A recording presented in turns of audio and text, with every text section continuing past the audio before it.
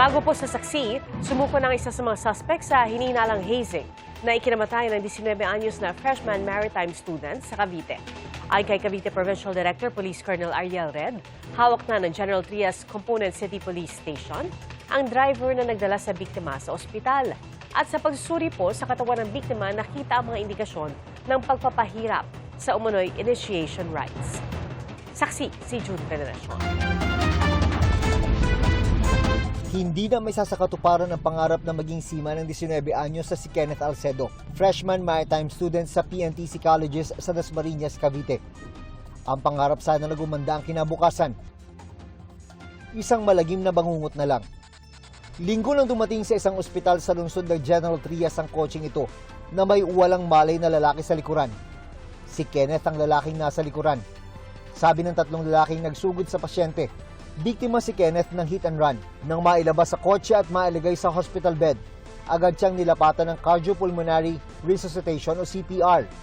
Pero huli na ang lahat. Yun po yung findings po ng hospital na upon receipt of the patient, yung victim, patay na daw po talaga yon. Pinaandar na ng driver ng kotseng naghatid sa pasyente. Sasakay din sana ang dalawa niyang kasamang naka-hoodie, pero pinigilan sila ng gwardiya at pinapasok sa emergency room. Pero na makatsyempo, tumakas din sila. Iniwan nila ang biktima na may mga marka ng pagpapahirap mula sa hinihinalang initiation rites. Nakita natin, na-verify natin, ito nga biktima, talagang almost lahat na yung hita niya, nangingitim na yung hita niya, magkabilang hita niya.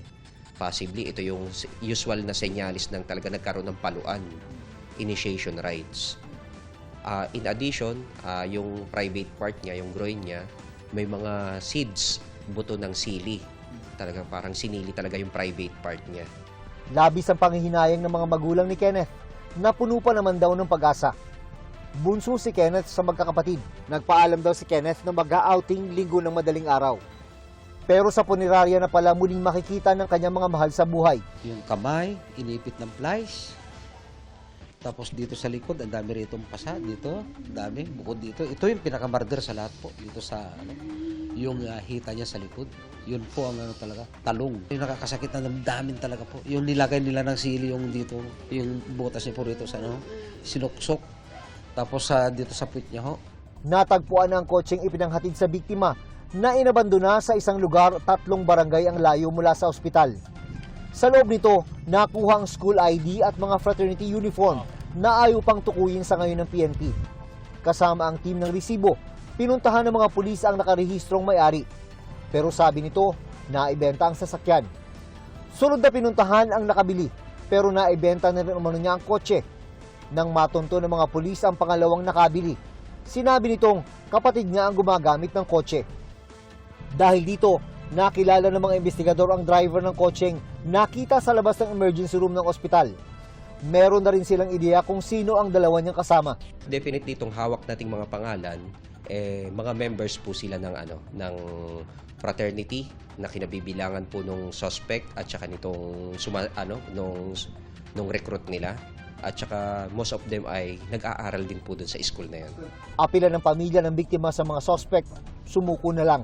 Tao sir yung mga gumawa niyan, hindi tao, mga demonyo Parang wala namang kapatiran doon sir kasi hindi naman hising ang nangyari.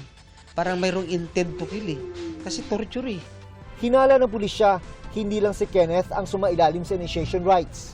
Malaki rin nila ang posibilidad na marami pa ang sangkot sa hazing kay Kenneth. Abang nasa likod ng initiation rites, maaaring maharap sa kasong paglabag sa anti-hazing law na habang buhay na pagkabilanggo ang parusa. Sa mga may alam ng nangyari, we encourage them to get out and be a man enough para pangatawanan kung ano po yung nangyari or magbigay po ng impormasyon para mabigyan ng hustisya ang nangyari sa batang ito. Sa statement ng PNTC Colleges, sinabi nitong nakikipagtulungan sila sa investigasyon ng PNP. Mahigpit na ipinagbabawal ang hazing sa kanilang institusyon. Pananagutin nila ng eskwelahan ang mga individual at grupong mapapatunayang sangkot. Para sa GMA Integrated News, June Veneracion ang inyong saksi. Mga kapuso, maging una sa saksi. Mag-subscribe sa GMA Integrated News sa YouTube para sa iba't ibang balita.